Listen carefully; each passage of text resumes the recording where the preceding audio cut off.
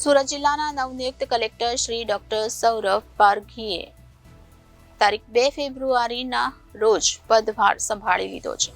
સૌ અધિકારીગણ, કર્મચારીગણ અને મુલાકાતીઓએ નવનિયુક્ત કલેક્ટરશ્રીને મળીને શુભેચ્છાઓ પાઠવી હતી. કલેક્ટરશ્રીએ જિલ્લા સેવા સદન ખાતે જિલ્લા વહીવટીતંત્રના અધિકારીઓ સાથે બેઠક કરી પ્રાથમિક પરિચય કેળવવા સાથે સુરત શહેર જિલ્લા વિશે વાકેફ થયા હતા. તેમણે જિલ્લા સેવા સદનની વિવિધ કચેરીઓ, વિભાગોની મુલાકાત પણ લીધી હતી.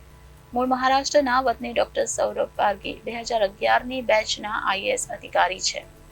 આ અગાઉ તેઓ ગુજરાત ટુરિઝમ ડેવલપમેન્ટ કોર્પોરેશનના મેનેજિંગ ડિરેક્ટર તરીકે ફરજ બજાવતા હતા. તેમણે વર્ષ 2012માં ભરૂચના સુપર ન્યુમરરી આસિસ્ટન્ટ કલેક્ટર તરીકે કારકિર્દીની શરૂઆત કરી હતી.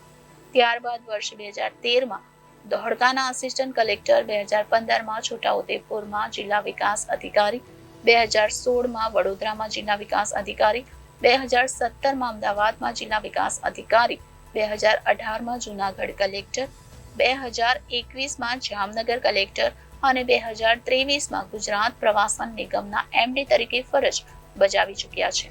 સૌને નમસ્કાર. હું ડૉક્ટર સૌરભ પારધી આજરોજ સુરત કલેક્ટર તરીકે ચાર્જ સંભાળેલ છે અને આવતા સમયમાં સુરતના વિકાસ માટે આપણે બધા સાથે મળીને પ્રયત્ન કરીએ અને કામ કરીએ એની જ હું શુભેચ્છા પાઠવું છું. Reporter Arvind Rathod, Janadesh news, Surat.